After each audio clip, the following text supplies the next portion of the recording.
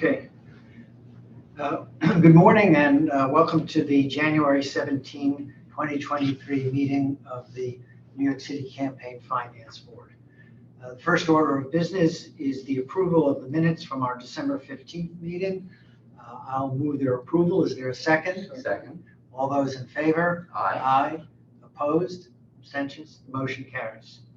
The next order of business is my report as the chair. This is our first board meeting of 2023, and I'd like to start off by wishing everyone a Happy New Year. I hope that you all enjoy the holiday season and much needed time with family and friends. Today, the board will vote on enforcement actions from the 2021 elections and the 2023 penalty guidelines. Over the course of the next few weeks, there will be a lot of activity since our last campaign. The last few weeks, there has been a lot of activity since our last campaign finance board meeting. Our executive director, Beth Rotman, testified at our first New York City Council hearing last month. I'd like to thank her and our director of policy and research, Ali Swatek, for representing our agency and answering the many questions that the council members had about the upcoming election and our audit process. I'd also like to thank our voter advisory committee chair, Zoilo Torres, and the other members of our Voter Assistance Advisory Committee for yet another successful VAC hearing that was held on December 14th. Voters and organizations from all over the city tuned in to voice their concern about the election process and ways that we can improve voter accessibility here in New York City. The recording of the hearing can be found on the Campaign Finance Board website and on the NYC Votes Facebook page. Our next order of business is a report from the VAC chair, who unfortunately couldn't make it today. And so I'm going to ask our Assistant Executive Director for Public Affairs, Eric Friedman, to give a short update about the activities of VAC. Eric? Thank you to the chair, and I want to thank you for your short wrap up of the December VAC meeting, which again, we heard good testimony from members of the public. And again, if folks are interested in that hearing, you can find the recording on our website at nyccfb.info. We are preparing to publish the calendar of VAC meetings for this year. The first meeting of 2023 is expected to be in early March, and we'll focus on the agency's preparations for the 2023 primary and really focus in on our voter engagement campaign to get New Yorkers excited and engaged and get them all the information they need to vote with confidence in June. To that end, staff across the agency are busy working to prepare the voter guide for those 2023 primaries. The print edition, as usual, will be delivered to every household in New York City with a registered voter who's eligible to vote in the primary. It'll be published online, along with candidates' video statements at our voter education and engagement website at nycvotes.org. This edition of the guide for this year will meet new standards for accessibility to reach the most New Yorkers in really the most engaging way yet. Pursuant to Local Law 48 of 2022, the guide will be translated into 13 languages. Candidates' video statements, which will be published online along with the guide, will include audio descriptions for voters with visual impairments, along with ASL translation, which has been a feature of those video statements for the past couple of cycles. In preparation for these new mandates, that voter information website at nycvotes.org has been translated into those additional languages and is available now for voters who want to visit that site. Those updates were published last week. And again, a lot of hands, staff across the agency in helping to ensure those updates get made. So thanks to those folks. And thank you to the chair for allowing for this brief report. Back to you. Our next item on the agenda is the report of our executive director, Beth. Thank you. So as folks know, this weekend would have marked the 94th birthday of the late Dr. Martin Luther King, Jr., who, among his many accomplishments, led the effort to expand voting rights in the United States. From the passage of the Civil Rights Act in 1964 and the Voting Rights Act of 1965, Dr. King understood the critical importance of having a people-powered democracy involving all of the people to build a better country. We at the Campaign Finance Board work hard every day on programs that connect to the values MLK Jr. fought for. Our democracy programs demonstrate that change is possible. That said, the work is not done. We continue working to make our programs and processes stronger for New York City and as a model for our country. One way we are improving each day is by embracing innovation. I do not mean tech alone, although tech is one key component. We are examining our processes and how we can better serve candidates and the public. Now, as we've already started a busy 2023 election cycle, I'd like to say thank you to our staff members, the Campaign Finance Board. Your hard work does not go unnoticed, especially those who are here this Saturday of a holiday weekend to ensure a smooth disclosure filing. These filings lead to public, these filings should lead to a public funds payment at our next board meeting on February 15th. But while today is the payment date, we don't actually have eligible candidates today. But we have had a lot of activity, as folks have been mentioning. So hot off the press, the numbers, as of today, we have a total of 95 candidates registered or expected to file related to the upcoming 2023 election cycle, and a total of 28 filings submitted so far. People are still filing today. For any candidates looking to receive training or general information from the CFB on our practices and payment criteria, our candidate services team is on the ready, and they will be offering trainings next week, which you can sign up for on our website at nyccfb.info. And that is it for me. Thank you, Chair. Thank you.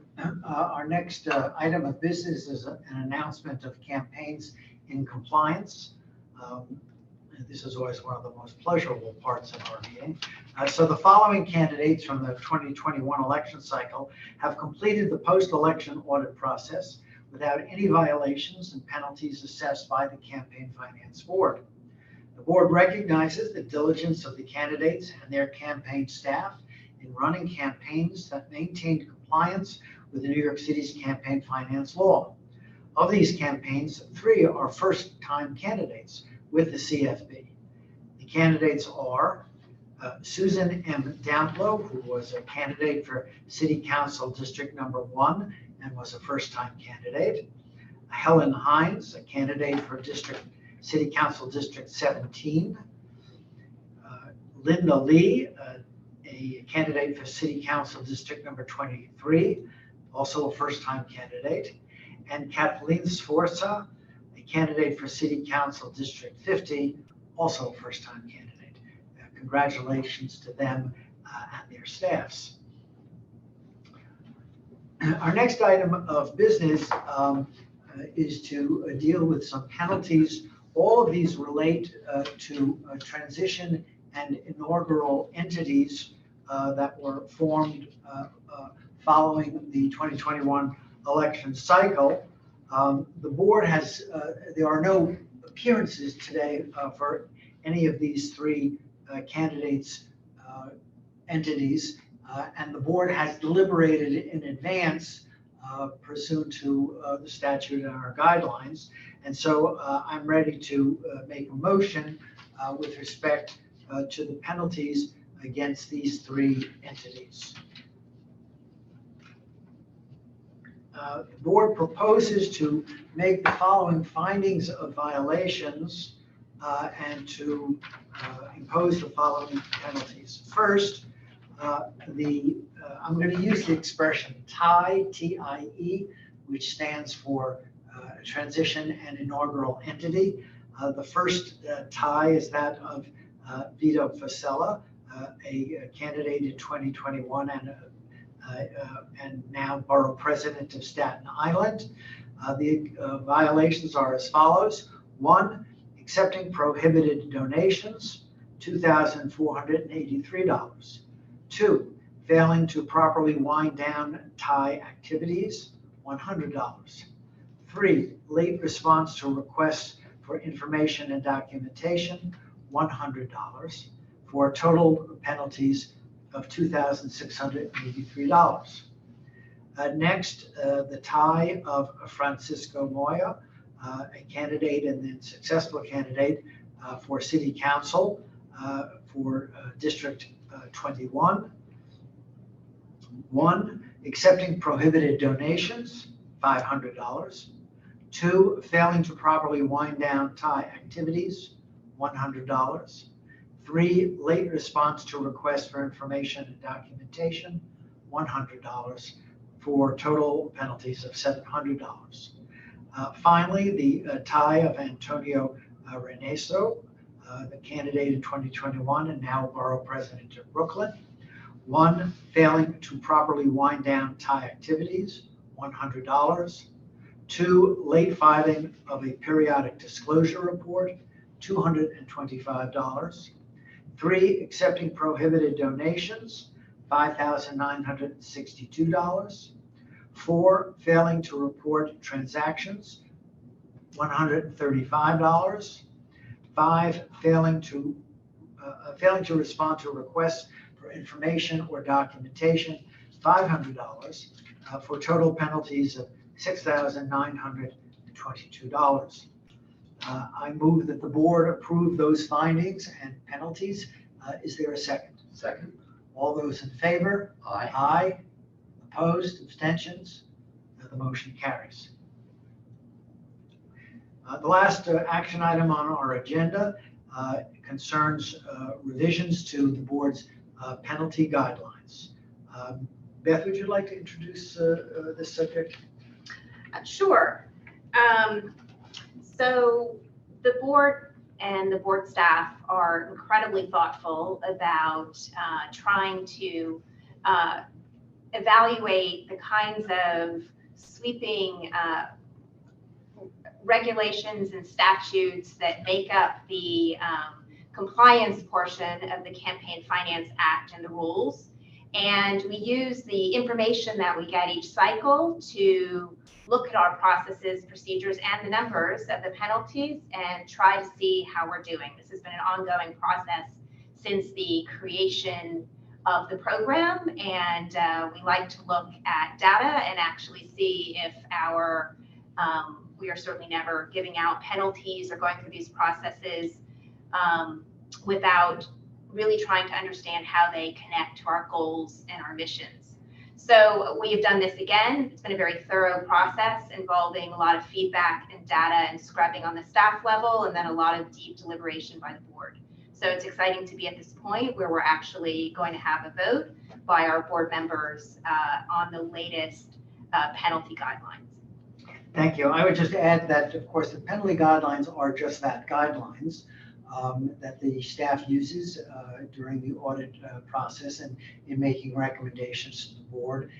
And the board, as I'm sure all of you know, will occasionally depart from those guidelines based on arguments made by candidates and their committees who wish to challenge a particular penalty recommendation.